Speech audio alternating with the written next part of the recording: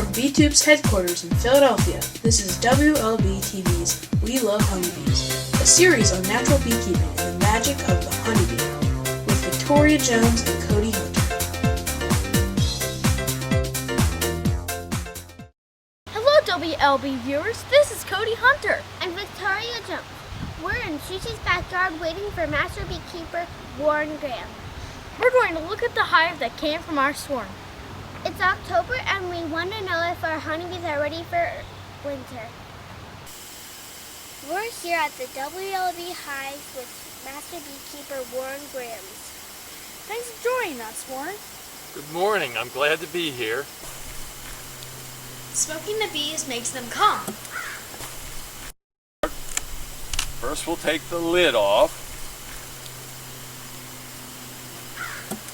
The top box is mostly empty. We're just going to remove that and get down into the brood nest where the bees are.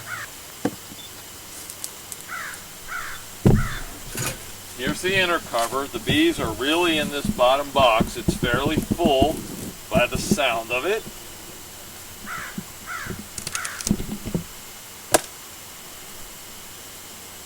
Okay, here comes the inner cover.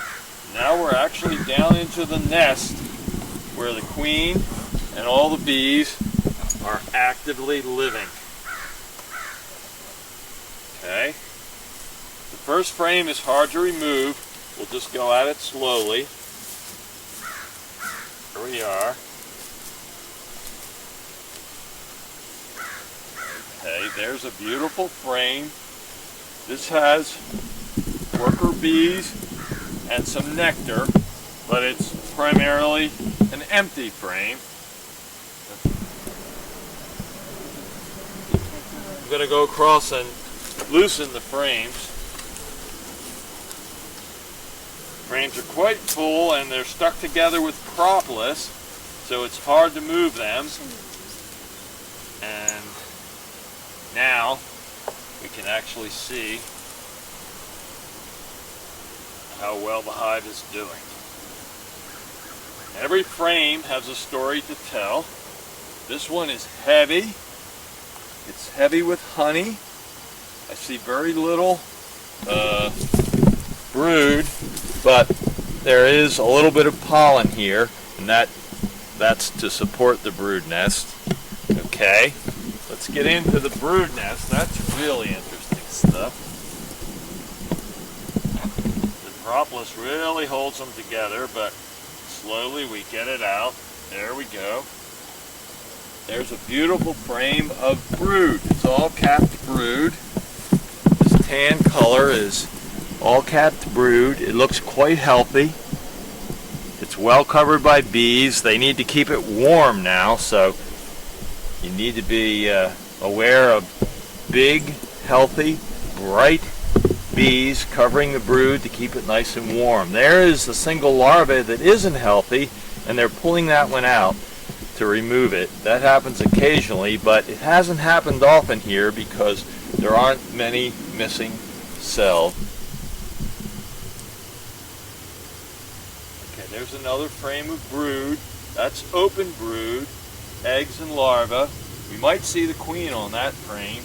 It's a very crowded frame, so it can be hard sometimes to see what's going on. Okay, I see eggs there.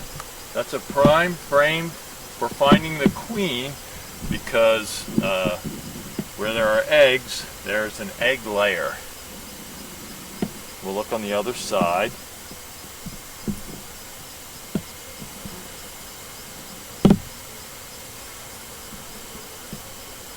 Okay, we don't see her. Some of these bees are filling up with honey, so we've smoked them enough that they think there might be a fire. That'll keep them busy for part of the day.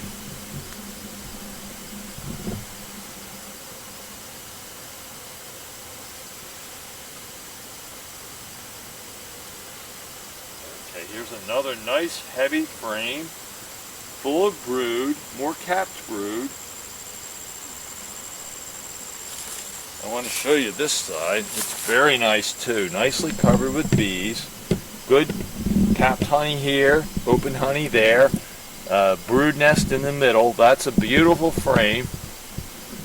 This hive is well on its way to having enough honey for winter and some very healthy bees to get through the long, cold season.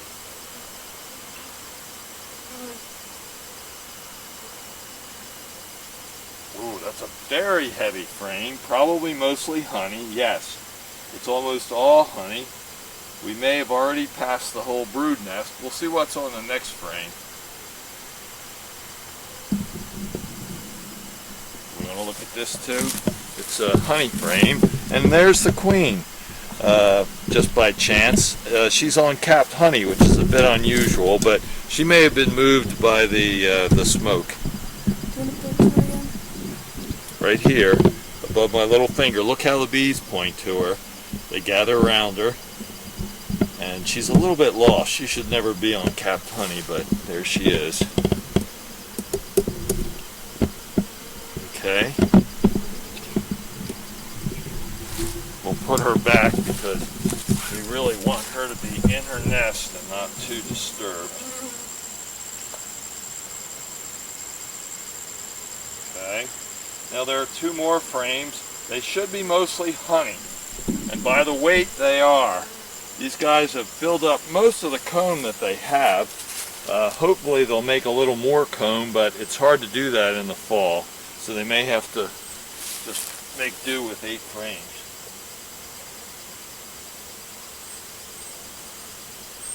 And then the last frame is very interesting. They're just building the comb. And to some extent they might still be building comb, but we don't see them actively engaged today. They're not chaining and making wax today.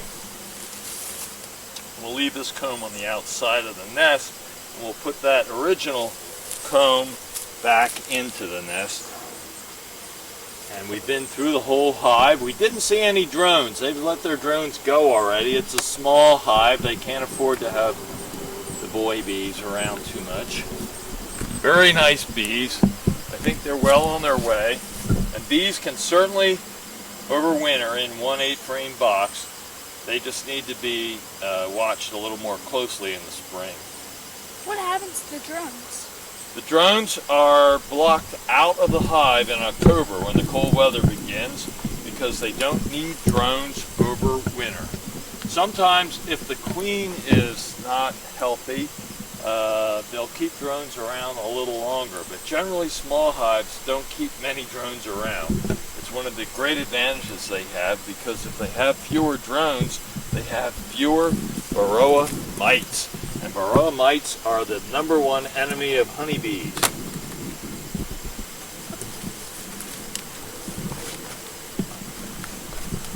Okay, back on goes the lid. Hope we did all right. Yes, it looks good.